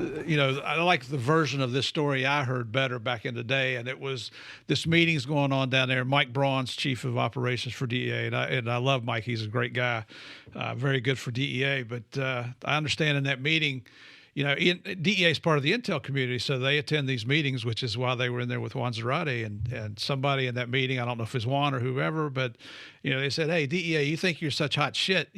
There's this guy named Viktor Bout. You want to do something for your country? Go get him." And DEA said, "Challenge accepted." And what happened? You guys went and kicked ass and took names, didn't you? I like my story better. Yeah. Well, there's a similar one to that. And it was not the same meeting, but a similar type meeting. We had to give a brief on, interagency. We really do try to cooperate and make sure the left hand knows what the right's doing, especially internationally. So we had to brief some folks. DEA had to brief some folks. And a remark by someone in another agency at some point was, if you guys think that you're going to be able to go out and, put a case together and grab Viktor Bout, good luck to you. It's not going to happen in a million years. And the response from DEA was, "Hold my beer." We'll tell you all. Hold my beer. That's right. No, I think it was something to the effect of, "We'll tell you all about it in the brief." There you go. So, which is a professional version of "fuck you." We're going to get this done. So. Yeah. Wow. Look, at the end of the day, I'm not even sure we knew we could pull it off in the beginning. We certainly knew the deck was stacked against us, but to your point, absolutely, and therein lies the challenge, and that's what makes DEA so unique. Is you guys don't back away. You guys, us guys, you don't back away from the challenge. Yeah, well, look, I think one of the great things about DEA is we're not afraid to fail, and this is look. Every agency runs its business the way they see fit. Absolutely. Yeah, a lot of great folks in all those other places. I just know for us, one thing that I've always admired, and I always admired about the bosses I had, is they were very risk tolerant. We did as much as we could to mitigate that risk, but we're very decentralized. If I was overseas and we were on an op, I had one phone call back, and the answer was immediate. I would give a status report, and I was always asked, Lou would always ask me the same question: "Do you got it?" And I would just say, "Yeah, I got it." And he'd say, "Okay, go forth and do great things." And it was literally that easy. And if we messed up, it was an international incident, but we that's just the didn't kind mess of up a bosses lot. You want, man. They got your back. Going after narco absolutely. terrorists and terrorists and this kind of stuff, it's inherently a risky business. How could you not have risk? And the folks, I'm like you, if you want to take all the risk out of it, then you're not a law enforcement agency anymore. I mean, it's like everything has a risk, whether you're the police officer stopping a car, you're going to a domestic violence, you're kicking down a door, whatever the case is. This is inherently a risky business. But the way you guys went about it, which is what I want to get into, a lot of people think that at this point then, you guys are going to be going undercover. And that's kind of the farthest thing from the truth, right? So let's talk a little bit, set the stage for how so as you're setting this, you're starting to develop the plan. You're not talking about sending DEA people in. Who are you talking about sending in on this op? Well, yeah. So our group's very sparingly used actual undercover agents. And there's a couple different reasons for that. One of the main ones is we just couldn't effectively cover them. We couldn't guarantee their safety. So, for example, you're overseas somewhere and a bad guy says, "All right, let's get on a boat. I want to take you for a fishing trip. We're going to conduct our business out there." And he's a good, smart bad guy, and he's doing it to be in international waters or where, you can't possibly be being listened to or whatever. If it was an agent, unfortunately, you'd have to shut it down because generally speaking, we just couldn't do anything where you couldn't cover that person. Whereas if it's I like to refer to them as undercovers, but you could use the term informant. We'll get to that in a second, but basically more like a paid undercover. They know what the risks are. There's an agreement, and these guys were unbelievable. I mean, they're well vetted by us. The only ones that our groups used. We had a stable of guys, but they'd testified, generally already testified in open court before. They proved their worthiness. They proved their reliability, and they had, God, for lack of a better word, unbelievable balls to do some of the stuff they did. I mean, they're going in, most instances, they're going in without a safety net. And we would tell them, like, listen, if anything happens, we can't get to you. Like, we don't have your back. And so, we'd sprinkle a little holy water on them and tell them we'd see them on the other side, God willing. And these guys, to Murph's point before, challenge accepted. They loved it, And look, certainly they wanted to make a living, but there was also just a but these guys were adrenaline junkies too. They did it for That's the what I'm saying, thrill. 100%. Absolutely. Yeah, there's definitely a good part of that. And like I said, look, we didn't use the average guys either. Very well vetted. We'd had a long history with them. They'd probably been working with DEA for years to where we would trust them on one of our ops. But there's the other thing. I think you and I were talking about it the other day, Morgan. And we had an old saying: "Can't send a priest to do the devil's work," right? Or you can't. And, if you're going to prosecute the devil, you got to go to hell to get your witnesses. Yeah, and some of these guys, most of the ones that were really good, didn't necessarily start off on the right side of the tracks. Most of the ones that work with us had found God in some way, shape, or form otherwise, and really liked being on the right side of it. They'd already paid their penance, and but they had the credibility, though. They had been there. They had done the work. They knew how to act. They knew what was real. Exactly. Yeah. Exactly. So, for Viktor, you don't want a guy that's read about guns. You probably want a guy that moved guns before, You're in a really heavy kilo weight cocaine deal. It's a big asset to have not just an agent who has experience in it, but a guy who actually conducted those kinds of deals. Because no matter how much you try to replicate it, you can't, it's like on-the-job training for being a cop, right? You just can't replicate it completely.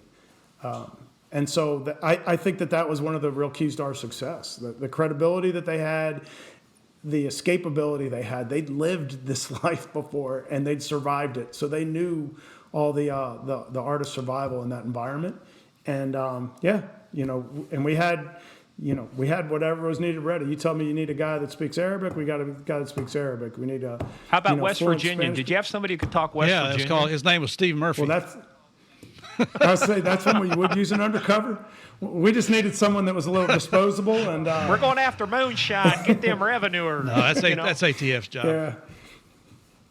No, those are really specialized accents. Boston was usually on high demand too. Oh man, the way you want to talk Boston is just put an AH at the end of everything instead of summer. It's summer, sumna, sumna. It's wicked smart.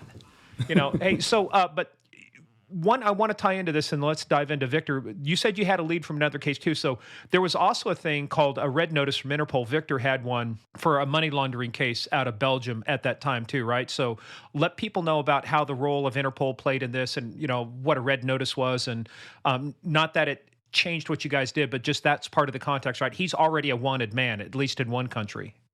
Yeah, he was, but then the question is, do the folks that have it lodged still want to enforce it? Will they actually prosecute them? So a red notice, for lack of a better term, is like an international arrest warrant. You're basically putting the rest of the world on notice. And there's a couple different ways to do it. You can have a red notice that goes out blanket to everybody, or you can do what's called a diffusion, which is much more country specific. So instead of telling the whole world, you might know, let's say you had intel that someone was going to travel to a specific country. You might only want to deal with one country. To take away the risk of compromise. Either inadvertent, everybody trying to do good, maybe people jump something, or on the bad side, you might have places where these bad guys had infiltrated authorities. That's what they do. They corrupt countries that they go to so that they're protected. So look, there's a long history on Viktor. He'd been tried to grab for many, many years. Belgium may seem like an odd place. Belgium was really, back at that time especially, one of just the crucial places where arms deals are conducted. More for the launching point of the planes and the financials and the privacy laws and the logistics. Most of the arms came out of Bulgaria or Ukraine. Sure, Soviet made, but the physical factories were in these other places. They'd move on to Belgium, and then that was kind of the launching point. So that's how, a money laundering case might be inclined to come out of a place like that. You almost didn't get a chance to go after Viktor because if you read the reports, and this is stuff that's been published, right, in 2006, he may have had a very close call with Israel in Beirut. Yeah, there's some reporting, I think it's out of The Guardian, that in the opening salvos of the Israeli-Hezbollah war in 2006, the Israelis might have tried to take him out in a missile strike into an apartment building, which again is open source reporting. I'm never able to establish anything on that myself, but there were some things came up on the case, some hints from from others involved with him that he had armed Hezbollah in the past, and that's why Hezbollah was able to give the Israelis such a hard time in 2006 because of the heavy armament that they've been providing. Yeah, that was kind of a watershed moment in terms of the conflict, in terms of how well they were armed. It was no more throwing rocks at their Merkava tanks, I think they were called. They actually had some heavy weaponry. Yeah, from all the reports I've ever read, the Israelis were pretty surprised that how coordinated they were, how sophisticated they become, and also how heavily armed they were. And the sophistication of the arms themselves. So it was a whole new now ballgame. let's get into because for any operation to go forward, it has to have a name. So let's talk about the name, how you came up with it, and why, in retrospect, you were telling us years later, maybe this might not have been the best name to call this. Yeah, listen, I personally wasn't involved in the name, and it happened here we in go. our special You operations weren't at the division. meeting, you weren't personally involved in this, Disavowing- but you're going to take credit for the Disavow capture. any Yeah. knowledge. I gotta be honest. I don't even know why you guys have me on today. Murph asked me if I'd come on. I mean, I didn't do any of it, but I said, sure, I'll talk about it. I can talk about it. I read about it in a book one time. No, he got named out of our special operations division, and I think the idea was Operation Relentless, because I think the operation was the idea was he'd been out there a long time, causing all this hate and discontent in the world, and we weren't going to stop until he was brought to justice. To your point, when you said years later, I think the defense actually brought that up as a point in trial and tried to insinuate that just look at the operation name. There was nothing we weren't going to do, legal or illegal, to bring him in. He was just a victim, and we kind of ginned up this whole case against him because come hell or high water, he was going to go Smoke to the and US jail. mirrors. That's what a defense attorney is all about. Well, what's the old saying? When the law is against you, argue the facts. When the facts are against you, argue the law. And when the laws and the facts are against you, attack the witness, Yeah. Listen, at the end of the day, sometimes everybody's right. We were absolutely not going to violate the law. We did it by the book. But at the same time, we were very committed, and we were going to get our guy. So you got this operation going. However, though, I kind of put this in historical perspective. Viktor Bout, at least my extensive research, and I think I do quite a bit of it, in 2002, he was the number 2 most wanted terrorist behind Osama bin Laden. Yeah, it's funny you say that because I was going to bring that up before. I think under Clinton, if I'm not mistaken, is when it happened, and I might be off on that, but I know he was definitely really on Bill Clinton's radar. And ironically, when we extradited him, as Secretary of State, Hillary Clinton was incredibly supportive. So I don't know if I'd say. I don't know if it was actually terrorism. It was just the FBI's most wanted list, though. He was like number 2, right behind. But OBL. that puts it in perspective, right? So we're going after bin Laden, and who's number 2 on the list? Viktor Bout. Yeah, and I think that just speaks to look. The main focus was Africa, and you kind of we got sidetracked a little too on a segue that I think you tried to open up before. You brought up, or maybe Murph, you brought up aviation. First, you were talking about the trap guys and these people that are in the business, but not in the business or facilitate the business. This whole case was a massive education for me in aviation. So first, when we did Boyaco in Colombia, he ran clandestine Colombian jungle airstrips where he had launched he had his own small fleet of private aircraft, and that's how he got the drugs out of the southern Colombian jungle to way stations in Suriname and Paraguay and other Brazil and Venezuela, and then they get shotgunned out from there. So that's when I first kind of really got a taste for it. And then in this case, I really learned as much as I learned about guns and arms trafficking, and I learned a massive amount about the aviation industry. And it is the most gray industry that I've ever come across in my life. It's where, black meets white, good meets bad. It's obviously a completely legitimate industry. It's needed. Commerce would come to a grinding halt without it. But at the same time, it's where a lot of illicit cargo is moved and a lot of money's laundered. There's a massive amount of money laundering that's just in the buying of aircraft themselves.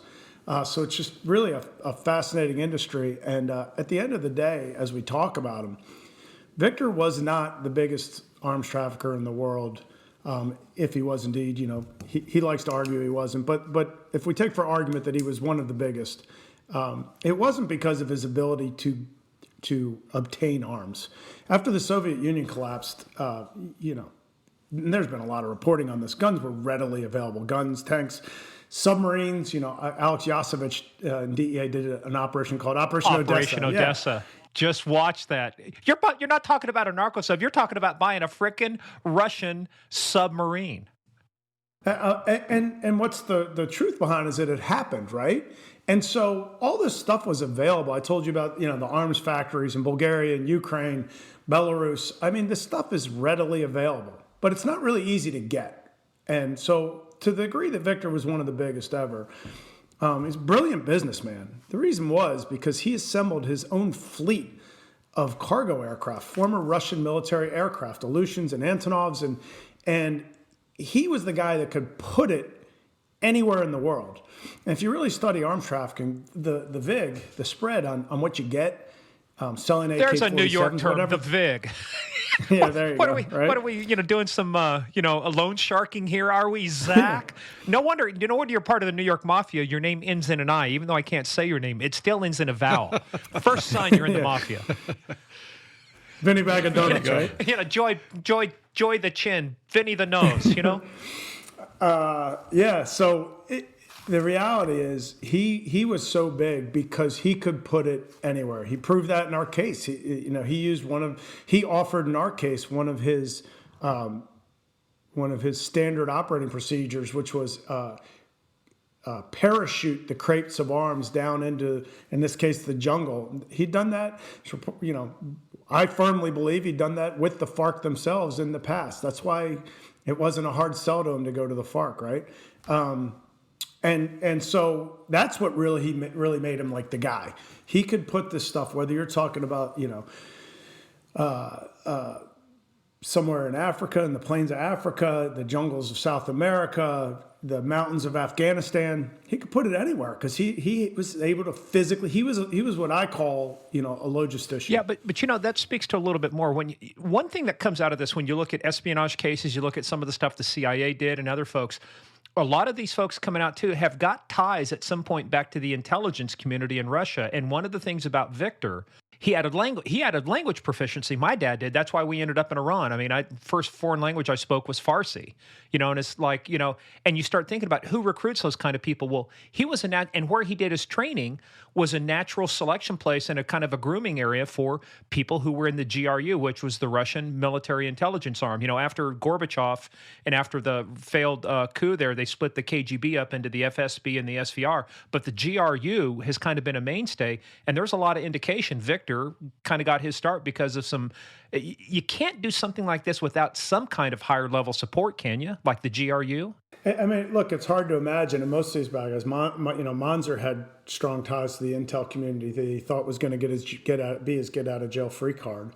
So I think that there's multiple levels to that. One, it gives you certain access, right? But two, it also maybe tells you when it's time to put your head down or it's time not to go to country A. And so there's certainly a level of that. And it also raises the question, why Mother Russia wanted him back so bad, why they decided a case like that was worthy of putting me and Lou and Brendan McGuire and Anjan Sani all on the blacklist in Moscow. They're equivalent of the Magnitsky list. Obviously, a lot of he knows where the bodies are buried. So we'll get into that. So let's talk about now assembling the team. So you guys have been given the challenge. Gauntlet's been laid down. Hey, we're already working the guy, but let's go after him. So I'm imagining this scene. like the old Mission Impossible. Peter Graves has just got his, tape that self-destructs, and he's going back and now he's pulling out his IMF book. I've got to assemble the team. Is it Ginger? Is it the guy with 1,000 faces? So how do you go about assembling the team for this? When you guys, did you have a plan when you walked out of there? It was like, all right, let's go figure it out. How did you put the team together to start going after this? Yeah, I think the plan was to make the plan as fluid as possible, right? make it which means we're pulling it out of our asses. We're doing this. Yeah. Make sure that it can change on a moment's notice. Which probably should have been like Operation Malleable. Listen, we had lucky enough to meet one guy that had some good access and introduced me to a guy named that we ended up calling the Bear. And again, some of these folks we can talk about because I would normally never talk about them, but they've already come out and told their own story to some degree, so it makes life a little easier for us. But getting that initial intro where you said we knew a guy that knew a guy, because I know a guy who knows a guy, but did you already know this guy, or did you have to go out and target this guy to get to the next guy? Not target. I'd read about him and just was able to kind of reach out to him. Said, he'd had some interactions before with us, and I said, "Hey, here's who I am. I'd love to just meet with you and talk." And it went really, really well. And he said, "Yeah, I've got someone I could definitely like you to meet." And so obviously I'm staying away from that person for a reason. But these other guys have talked about themselves. We can talk about a little more freely. He introduces me to the Bear, and but the Bear is not Russian, so people don't get confused, right? So the Bear is Mike, an English guy. Yeah, and what's even funnier, he's an awesome guy. I keep up with him, to this day. Showed incredible amount of trust and confidence in me. We had a great ride together, and he was like a natural. He was a natural for this too, wasn't he? He's crazy. He was former British SAS and had become a bush pilot in Africa, which is there needs to be a movie about him just in and of itself. He's a fascinating guy. He's hard as nails, and you think when you meet him and you see him, he looks like a bear, right? And that's got to be why he's got the nickname. But he's I always had this saying, self-deprecation will never go out of style. He's very self-deprecating, and he told me the story that I think the second time I met him. And I was falling off my chair. I'm thinking, like, what's the story of you being the bear? Like, you're some kind of badass. When he was a kid, he had this fur-lined coat that he wore, and it looked like this character on this show at the time called the character was called the Bear. And he walked into his buddy's house one day, and his dad said something to like that. He's like, "Hey, what was that? What's that lad you had by the house today? The Bear, or whatever you call him." And I was like, "That's so much less sexy. Like, that's how you get the nickname." Well, that's the Bear? because he turned the coat inside out. The fur was supposed to be on the inside, and he was wearing it on the outside. 100%. And his dad, the other kid's dad, was kind of joking about him. And from that day forward, he was the Bear. But when he told me that story, it also made me, love him all the more, because I was like, this is a real person. Like, you're not caught up in these, self-grandiation stories. And your ego, or exactly. Like, you're a normal dude that I can relate to. And well, SAS are, there's some badass guys too. There's been some documentaries about that. A couple movies. Sean Bean played, some of the SAS guys that were, based on true stories and stuff. And so, they're like, equivalent to some of our special forces. I mean, so for somebody like him, that's what I'm saying. You got this cast of characters. So now you're starting to put the team together. They kind of. You know what, Morgan? It goes to the point too before about how I said, like, we didn't. Again, I prefer to call them undercovers, because now you're starting to get a taste for some of who these guys were, and obviously nothing wrong with the word informant, but at the same time, sometimes it has a little more of a negative connotation. People say, snitch, this or that. That was not these guys. These guys were undercovers. They were, some of them came from the professional world, and it was thrill seeking, sure. Once we put our heads together, maybe sold on doing a little bit of good. And I mean that sincerely, especially some of the ones that maybe had been on the wrong side of the tracks at some point. They love the idea of being on the right side of the tracks and doing something good. For some of them, when you hear their stories, it almost sounds like an ounce of penance, right? Making some wrongs right. And first time I met the Bear, he starts off by saying, well, do you have any credentials? I showed him my badge and creds. He looked at it for a minute, laughed, threw it at me, like literally hit me in the chest after. And he kind of snarled at it. He goes, "Oh, fuck off. I could make what you can get those on the internet for $5. I could make one of those in an hour." And I didn't even know what to say back to him. I was like, "Okay, well, those are my, government issued credentials. So I'm not sure what else I can show you now. I want to see my driver's license." You didn't show him the secret handshake? You have to do the secret handshake. Oh, and let me tell you, he just proceeded to interrogate me and tear me up for about 20 minutes. And then we broke, let's all go get something to eat, breathe a little. And I went back with my partner, Wim, and we kind of talked to the guy that had brought the bear to us. I said, "That guy flipping hates me. I don't even think he's going to talk to me again. This is a dead end." And the other guy said, No, believe me, you got him. That's just the way he is. He's doing his own vetting process. I was like, "Well, your vetting process is, my term for that is chewing my ass, because that didn't go well." So let's back up from that, though, because that kind of jumped ahead a little bit, because you get this basically when the gauntlet is thrown down. That's like what, October of 2007, somewhere around there. Yeah, more or less. I think it was literally. I think originally August. Maybe August. I was starting to get things together. Yeah, right about then. So now we're like November. Yeah. So when you're talking to this other guy, he's in the book. I won't use his name because you didn't. But I mean, you got the book in there and stuff. But he's your guy that intros. But you're not meeting him in the U.S. Your first kind of big meeting where everybody comes together is in, as they say, Copenhagen, right? That's in January of 2008.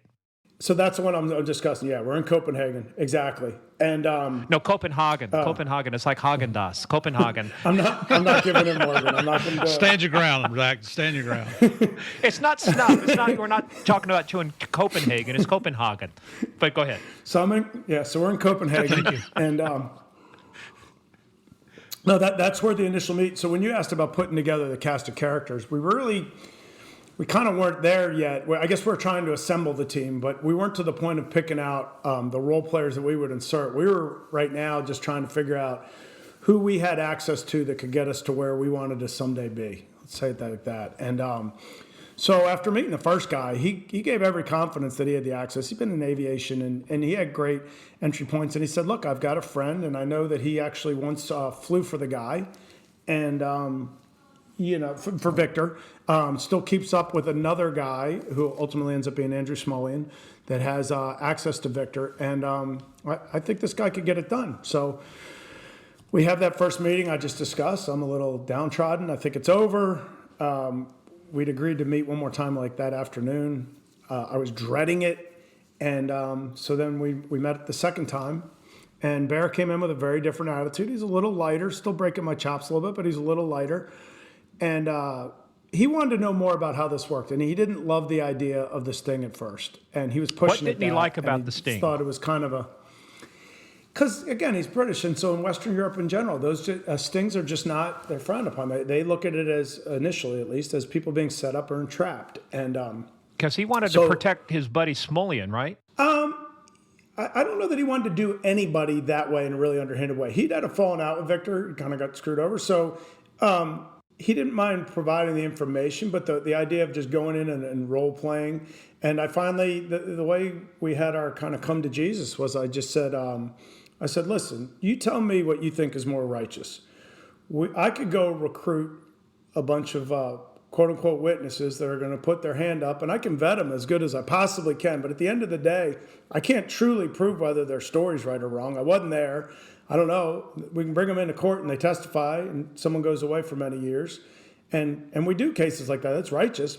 Or we go and we offer a scenario that's exactly what we believe this guy has done for years and years. It's not entrapment. And I explained our laws in entrapment, how if somebody already has the predisposition, I was like, it's not like we picked some guy off the street corner and said, let's see if this guy will do an arms deal. Let's see if this guy will do an arms deal. We had a lot of evidence of a gross history of arms trafficking, to include his own voice in an interview that he gave. I think he was in Moscow, but it was like a radio interview. He loved being Viktor Bout, right? And so he's already basically admitted to doing this. Let's see if he takes us up and is willing to do it under these terms. And you could see Bear really recoiled, and he said, I think that helped him. It made a lot of sense to him under that way. I said, I think it's, what better evidence is there than someone's own voice offering, accepting to do something and taking an action towards doing it. So is it accurate he wanted immunity though for Smolian? He said, I'll do this, but you got to protect Smolian. He didn't want to, quote, throw Smolian under the bus. Yeah, I mean, there was talk about that in the beginning, and it was a tough point to kind of get over. But initially that was going to be the plan. It was a caveat, like, look, we have to see how things work out. But if he ends up just being a conduit, et cetera, we're going to go to bat with the prosecutors and we'll do the best we can. Well, explain who Smollett is. So he's another British expat. Africa has a lot of expats and mercenaries and different types of folks running around. And Smollett was another one of those British former military expats that had gone down there to make a living. And he worked for Viktor for years through Viktor's aviation operations. So again, the somewhat uneducated on this, you might say, you mean his arms trafficking? No, Viktor ran a cargo business. That's what people don't get. The arms were, yes, a huge part of it, why we care. But there's this old kind of saying about Viktor that none of his planes was ever empty. It's bringing arms into Africa and bringing exotic flowers back to Belgium with it to be sold over there. He was set up in Sharjah in the UAE because it's a tax-free zone. And there's an incredible amount of commerce there. Everything from televisions and electronics to, food and rice. He brought, I want to say he transported a lot of chicken, I want to say, out of Africa.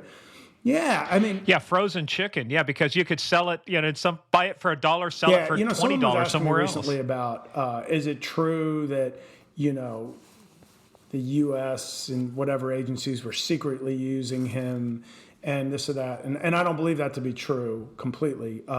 He was very adept at having his businesses layered because he was sanctioned. And anybody that's sanctioned, you see that. So, Steve Murphy's sanctioned by the UN. He's not going to do business as Steve Murphy Incorporated. He wants to separate that business as far as he can from his true identity. Same thing. At Viktor's, some of his airlines, really, until we got his computer, we didn't even know some things were associated with him and had to go back to the Treasury Department and have new entities added to the sanctions list because he would just have it so layered that, ABC Corp, you might have no idea was actually really truly controlled by Viktor. So I believe what happened in those stories about the Iraq War where supposedly some of his planes were bringing in stuff, I think that in the haze of war and just trying to move so quickly, ramp things up, get goods in and out, Maybe some stuff wasn't vetted as well as it could, and maybe it was vetted and it was layered so well that it just didn't catch on to the fact that ultimately he was, some of his planes were used. I don't believe that to be the same as them going out and contracting him. He had no interaction. I don't believe. No, I don't think there was any direct relationship to him. But like you say, you get a prime for folks who've never done business with the government. You get somebody who gets to be a prime contractor. They hold the contract, but they can subcontract out a lot of stuff. And in this case, Viktor is probably a subcontractor of a subcontractor of a subcontractor. But he's, like you say, what he had was the infrastructure. He had the logistics and he had the planes. So you're in a really tough part of the world, whether it's Africa or Afghanistan or over in Iraq, and you need to move in, food, like paper supplies, whatever. Tons and hundreds of tons. The critical person is the guy that actually has an airplane that can get it there. And in Africa, a lot of rough landings, really harsh climate conditions on an engine. The thing about Russian military aircraft is they're indestructible. And they're still over there flying to this day with, duct tape together, but they just keep running and running. And again, that's why he's the guy. That's called 100-mile-an-hour tape. Something like that, right? So that's again, that's how he became the guy, and supposedly none of his he was a good businessman, so none of his planes were ever empty. And so going back to Smollett, he worked in that transportation, logistics, airplane stuff of Viktor. Certainly knew plenty about his arms trafficking, and we came to decide, he would be the entry point. So when we met Bear, the conclusion of meeting Bear is. He looked at me, and you can't see what I'm doing necessarily on the radio, but he's holding the skin on his hand. He said, "You tell me this. Who the F is going to protect this?" Holding his skin. And I told him point blank, and Murph knows this to be true. I said, "Look, at the end of the day, bud, I have to like the guy that's looking at me in the mirror when I wash my face every night. And I've got, at that point, however many years it was, over 10 years, 13, whatever it is, years in this business, and I have no blood on my hands, and I plan on doing the best I can to take that record to the end with me." So we walk away from operations, and he said, the F you do. I said, "I'm telling you right now, nothing is worth getting our people hurt, and if you're with us, you're one of our people. If we have to walk away, we'll walk away. We'll fight another day. We'll pick a different way, but we're not in the business of getting anybody hurt, and your safety's now." it's going to be a tough environment. I'm not telling you I can be there to cover you every second, but your safety is paramount to us. He seemed to believe I was being sincere, and then kind of got quiet for a second. I said, look, I'm going to tell you openly, I only think we have about a 10% chance of pulling this off, but I'm willing to take the odds. And Bear looked at me funny for a second. He goes, oh, fuck off. With me on board, it's more like 90.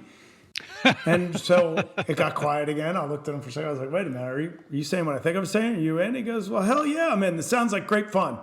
And I was like, and I came to realize he was just testing me. He was doing his own vetting procedure before, which is why, look, all those years as a bush pilot and everything else, why a guy like Bear was able to survive. He's nobody's dummy. You know, he had his own vetting process. But that's typical Special Forces attitude. It's like, yeah, I can do this.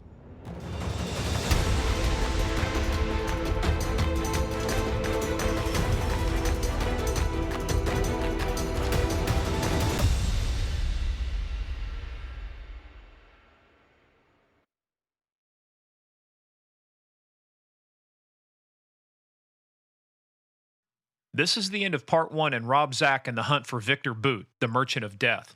A lot of great stuff coming up in part 2. This case comes to a conclusion, some twists and turns you're not going to believe. Really exciting stuff, so make sure you stay tuned for part 2. Also, make sure you check us out on social media at Game of Crimes on Twitter, at Game of Crimes Podcast on Instagram and Facebook. But more importantly, go visit us at patreon.com/Game of Crimes. We have got a ton of good stuff. We've got a 12-part series on the real narcos, talking about the real narcos. In fact, now with season 3 of Narcos Mexico coming out and this coming to an end, you're going to get the kind of insight you can only get from the guys who Netflix made the original series Narcos about. That's Steve Murphy, my co-host, and JP, Javier Pena. Part 2 is coming out Thursday. We'll see you then on Game of Crimes.